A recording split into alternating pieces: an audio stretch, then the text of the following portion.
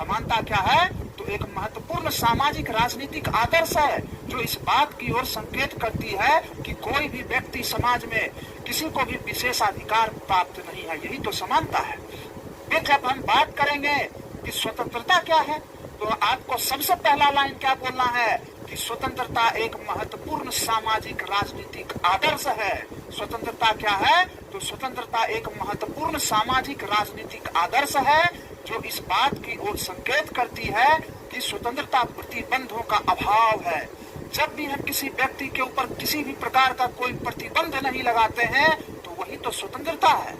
अगर हम आपके ऊपर बहुत तरह का प्रतिबंध लगा दें तो आप फिर स्वतंत्र कहलाइएगा? नहीं कहलाइएगा। इसीलिए स्वतंत्रता का सीधा सा अर्थ होता है प्रतिबंधों को हटा देना ही क्या है? स्वतंत्रता है। हालांकि हम आगे जानेंगे कि अगर व्यक्ति के ऊपर से पूरा प्रतिबंध हटा लिया जाए तो ऐसी स्थिति में समाज में अराजकता की स्थिति उत्पन्न हो सकती है। इसीलिए हम व्यक्ति की स्वतंत्रता को कुछ सीमा तक सीमित भी करते हैं। वो हम बताएंगे किन आधारों पर व्यक्ति की स्वतंत्रता को सीमित किया जाता है। जब हम मूल अधिकार का चैप्टर पढ़ेंगे वहाँ हर एक बातों को डिटेल में जानेंगे कि आपके क्या क्या अधिकार हैं और उन अधिकारों पर संविधान के द्वारा, राज्य के द्वारा, न्यायालय के द्वारा कौन कौन सी सीमाएं आरोपित की गई है, युक्त प्रतिबंध लगाए गए हैं आपके अधिकारों पर।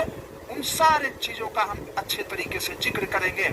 फिलहाल ये जानिए कि स्वतंत्रता क्या है। तो स्वतंत्रता एक महत्वपूर्ण सामाजिक राजनीतिक आदर्श है जो प्रतिबंधों के अभाव की ओर संकेत करती है।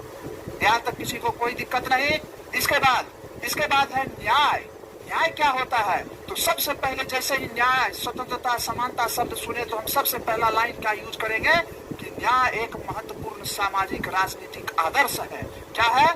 तो न्याय एक महत्वपूर्ण सामाजिक राजनीतिक आदर्श है जो इस बात की ओर इशारा करती है कि निष्पक्ष होकर समाज के सभी संसाधनों का, धन का, पद का, प्रतिष्ठा का, अवसर का जब हम समान रूप से वितरण करते हैं तो यही तो न्याय है। जस्टिस एज अ फेयरनेस, न्याय निष्पक्षता का ही दूसरा नाम है। ठीक है ना?